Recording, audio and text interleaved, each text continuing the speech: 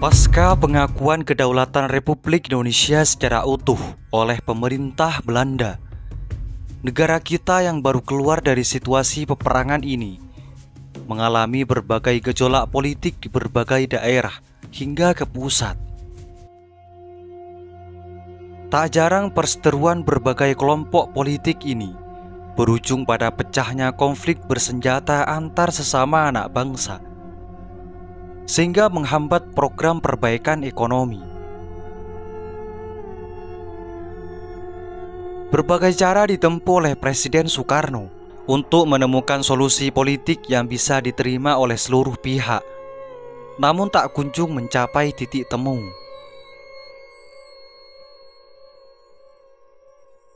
Perkembangan geopolitik global juga mempengaruhi situasi dalam negeri Indonesia, di mana saat itu pertarungan ideologi antara pihak komunis dan imperialis membawa dampak serius di Indonesia, yang mana berbagai faksi berhasil dikerucutkan menjadi 3 golongan versi Soekarno. Golongan nasionalis, agama, dan komunis yang menjadi pilar paling berpengaruh dalam pemerintahan Indonesia. Dan kekuatan tersebut hendak dipersatukan dalam teori Nasakom yang dicetuskan oleh Presiden Soekarno. Kaum nasionalis diwakili oleh PNI, sedangkan kaum agama diwakili oleh NU. Yang terakhir kaum komunis yang diwakili oleh PKI. Memasuki tahun 1964, program nasakomunisasi mulai diterapkan di berbagai bidang. Namun yang paling menonjol adalah di lini politik. Seluruh sektor organisasi dirambah guna menanamkan doktrin Nasakom. Tidak terkecuali tubuh ABRI yang seharusnya menjadi bagian dari kaum nasionalis. Di seluruh angkatan mulai diinfiltrasi oleh kelompok komunis. Upaya keras PKI dalam menjalankan misi infiltrasi ke tubuh ABRI bisa dikategorikan gagal, karena segelintir anggota ABRI yang mampu dipengaruhi oleh PKI. Tak banyak orang di Republik Indonesia yang benar-benar menjadi seorang komunis sejati, sehingga bisa dikatakan komunis tak tumbuh subur di negara ini. Namun berkat kepandaian tokoh-tokoh komunis, maka tak sedikit orang yang terpengaruh oleh propaganda mereka. Melihat kenyataan itu, akhirnya tokoh komunis berubah strategi politiknya, yang awalnya berusaha menanamkan ideologi komunis ke masyarakat. Belakangan mereka mulai menyusupkan anggota seideologinya untuk mengambil alih jabatan strategis di berbagai parpol, ormas, hingga tubuh militer. Perubahan strategi ini terbukti ampuh terhadap parpol dan ormas, namun tidak di tubuh militer, terutama Angkatan Darat.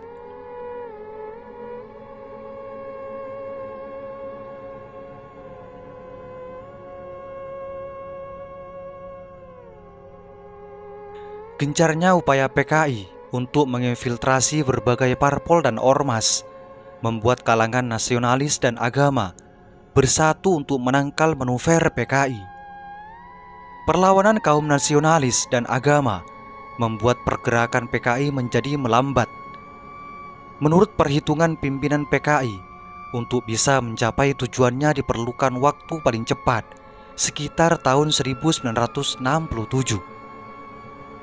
Maka dari itu, Aidit pernah mengungkapkan kepada kawan kameratnya soal keinginannya melancarkan aksi perebutan kekuasaan pada tahun 1967, atau setidaknya di tahun 1968, setahun setelahnya. Menurut perkiraan Aidit, PKI akan mencapai puncak kekuatannya pada tahun 1967.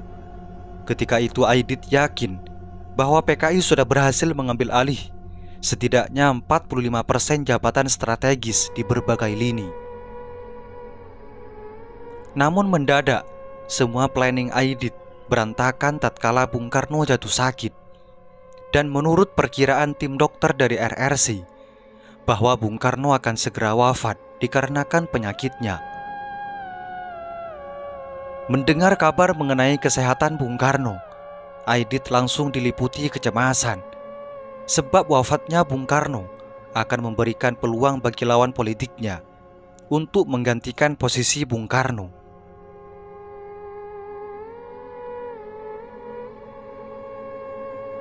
Calon pengganti Bung Karno yang cukup kuat dan potensial kala itu hanyalah pimpinan TNI Angkatan Darat, dan PKI berharap dengan terbunuhnya pimpinan TNI Angkatan Darat, maka peluang Aidit menggantikan posisi Bung Karno akan lebih besar.